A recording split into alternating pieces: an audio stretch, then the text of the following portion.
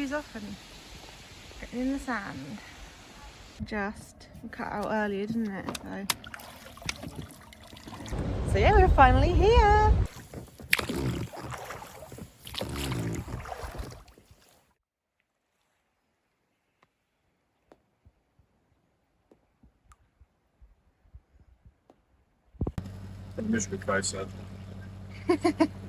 Waking up to the subtle rainfall in Teakerne Bay, we raised anchor to head to our next anchorage beside Everleigh Island. We were planning to go to Prudhoe Anchorage, which is directly next to it, but we opted for Everleigh as it was much less busy and closer by, only taking an hour instead of motoring all the way around the top of Everleigh Island to enter through the North Point. Only a small bar separates the two anchorages.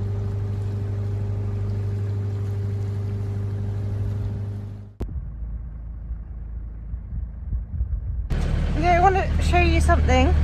This morning, we're like, oh, the sunshine's finally come out. We've come outside. Look at all these jellyfish. Look at them all. What on earth?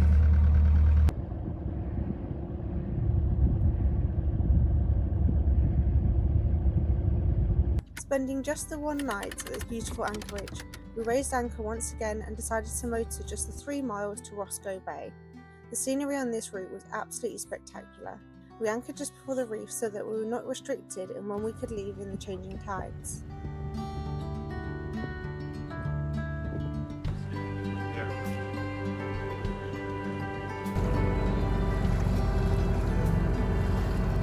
Just arriving into Roscoe Bay. There's some hikes here, so yeah, I'm going to do a hike, and then there's a bar over there.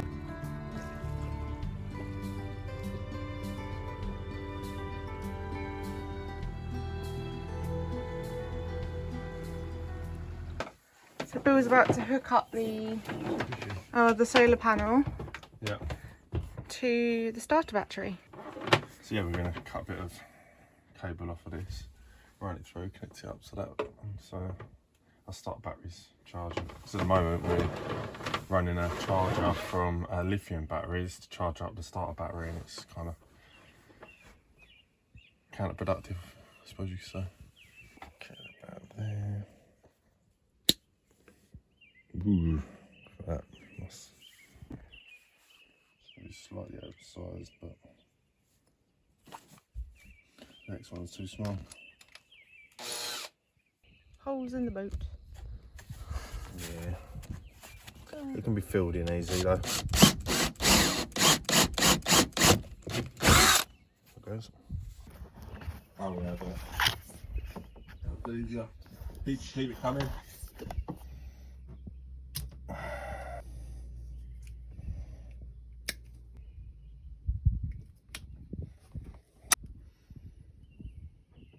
I'm not sure if will it fit. Oh, wait.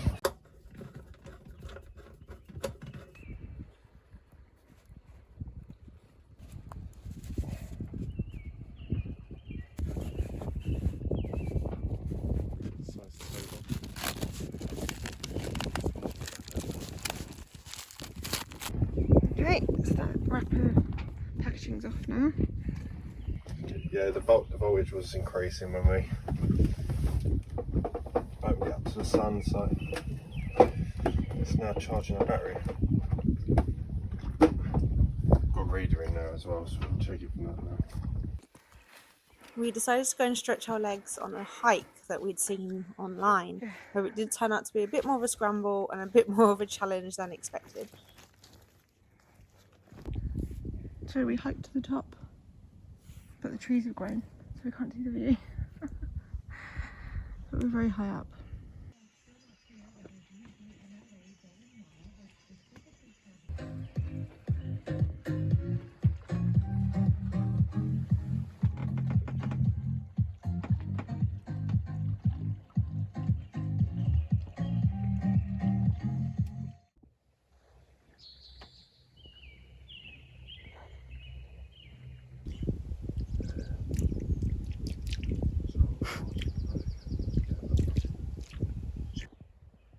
Okay, so we anchored up just over there in Roscoe Bay, and this is still part of Desolation Sound Marine Park. We'll just come up here, and apparently there's a nice little walk up here to the lake. There's a foxglove and that through here.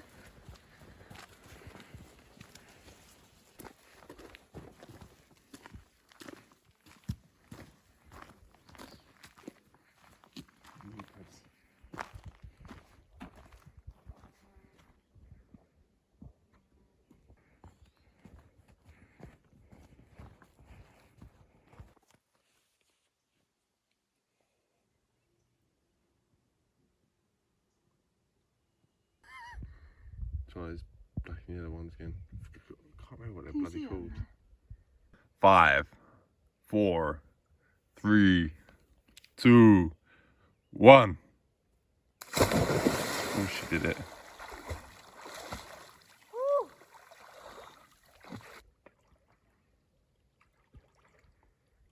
It's not too bad.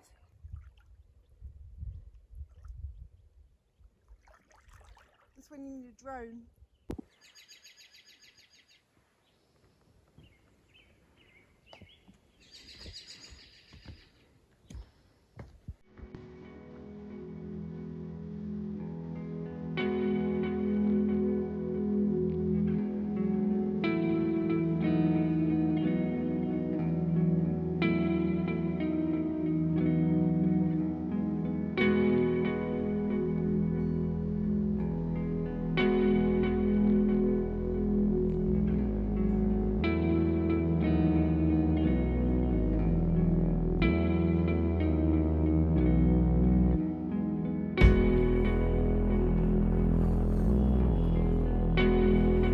Just leaving Roscoe Bay, and we're just going to head over to Refuge Cove again and just fill up our tanks, get a little bit of shopping in as well from the convenience store there. Running a bit low, so now's the time. I'm not sure if we'll have enough wind for sailing. There's some wind as we come out the bay here, but we shall see. Hopefully we can get the sails up. But yeah, regardless, sails or no sails, it is a beautiful day, so enjoy the sights.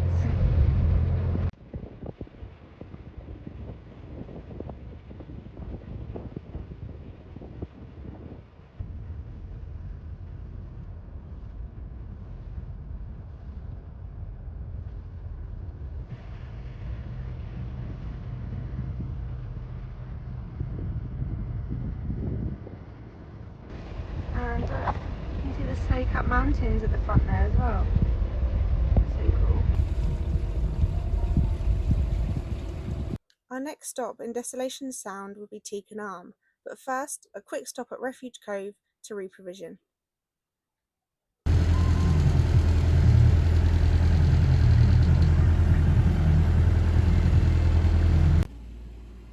Getting the provisions.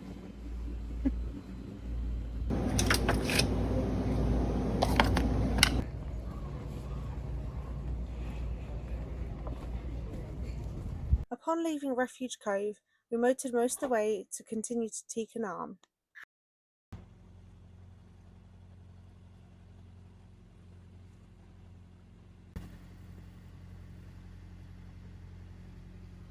Once we're around this point here, that's the beginning of Teakerne Arm. Teakerne Arm is a peaceful area off Princess Louisa Inlet on British Columbia's coast. Steep forest cliffs rise above the calm water, and Cassell Falls slows quietly down to the shoreline. It's a calm, beautiful spot that feels wonderfully remote, and it's a favourite place for boats to slow down and stay for a while in Desolation Sound. Okay, so just getting ready to anchor up in here in Teakerne Arm. Just behind this rock here is a big waterfall, so that's pretty cool.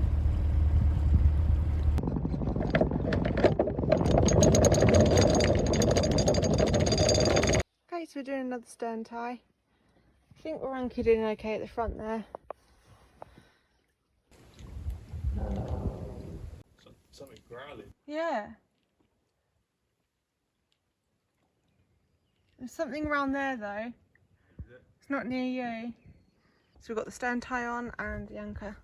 So far so good. And over here, you can't see it on the phone, there There's a family of otters. I'm able to see their heads glistening. All these fish.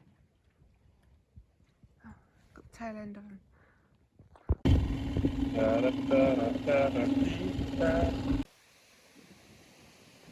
It was busy at the falls, so we docked our dinghy and took a walk around the top and down to the nearby lake.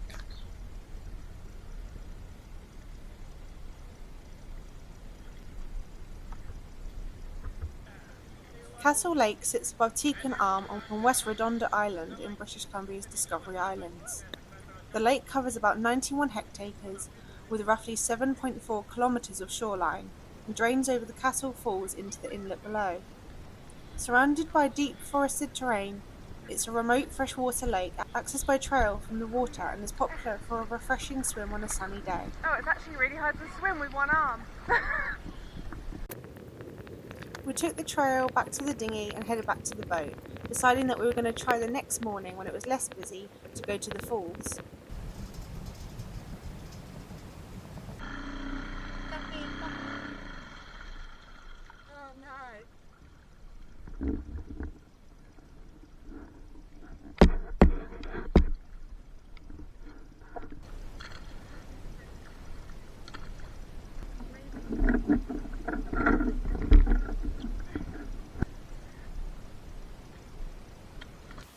No, this is not a splash over there.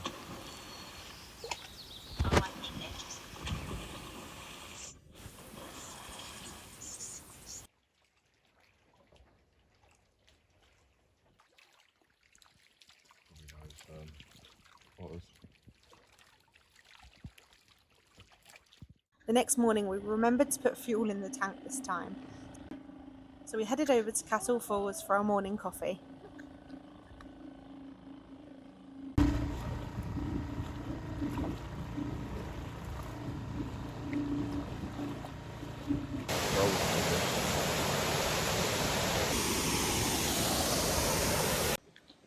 The falls drop roughly 100 metres from Cassell Lake above, flowing directly into the saltwater inlet below.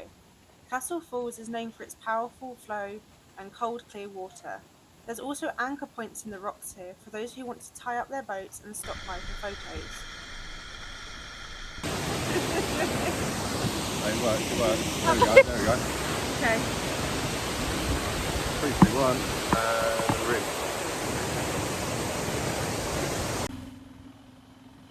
After we enjoyed a relaxing coffee by the falls, we then headed back to the boat to get on with another boat job. Yes, we used the drill and the Dremel bit and just dremeled all these out because these are all cracks. So what this deck is, it's fiberglass but balsa core, so you've got balsa core boards inside here that are sandwiched between two layers of fiberglass. What happens, because these are flex areas, same as here, when the boat's flexing you can get cracks in the gel coat and water makes its way through the gel coat, through the fiberglass underneath and then into the balsa core, and then it rots out all the balsa core and then makes it worse, more spongy, so there's more flex, and then the cracks more, lets more water in, and it's like a escalating issue really. And I noticed it when we first bought the boat, or before we bought the boat even. I noticed it in areas but it wasn't terrible, and I couldn't find no hollow spots, so I don't think it's terrible.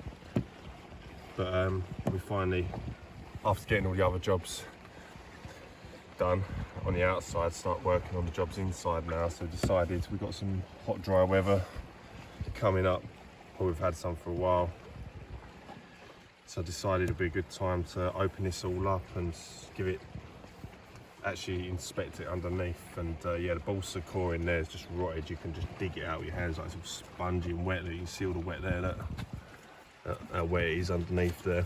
So we've opened all this up, get the moisture out.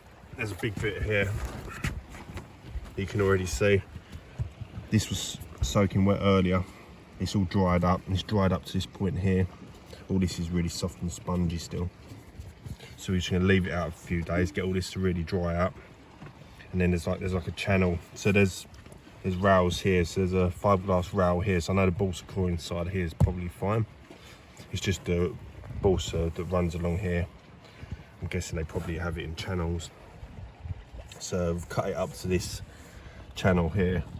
I'm just going to dry it all the way out, all through here, and then see what it looks like after. And then once that's complete, I'm going to fill this back in with resin, fiberglass.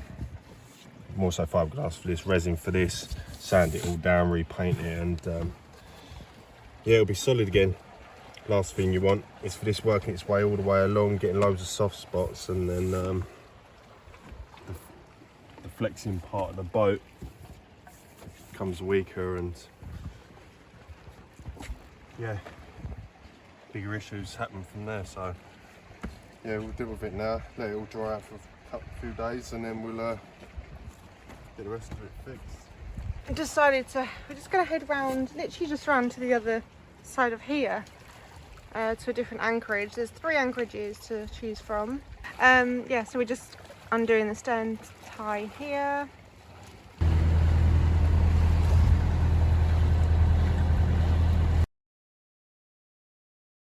En route to our next anchorage around the corner, we had our sails up for all of 3 minutes before having to put the motor on round to Cassell Falls Alternative, as it's called on Navionics.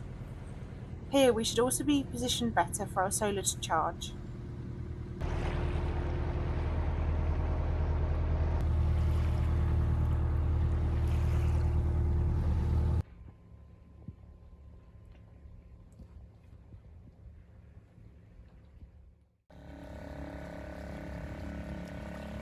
The old logging roads are accessible in this anchorage, so it's a good chance to go and stretch our legs.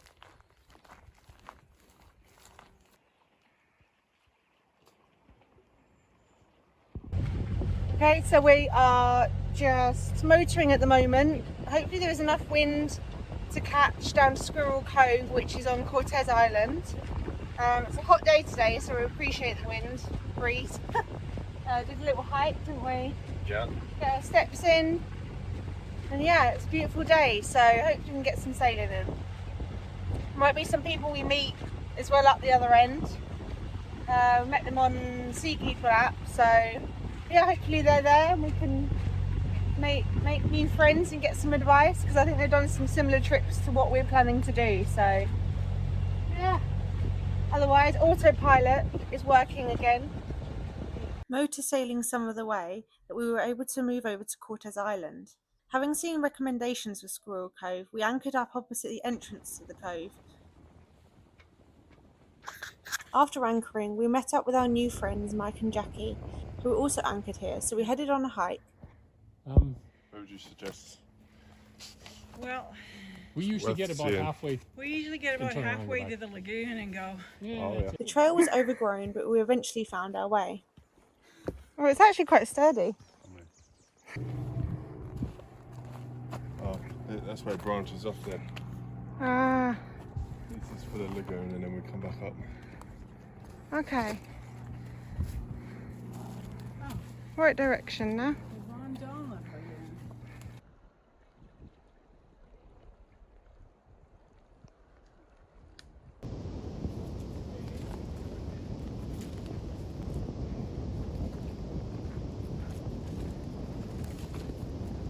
She was a long way, and I could she swam over. Doing in the water. They shouldn't be in the water. What's going on? Oh, there's a right. There you go, we're back.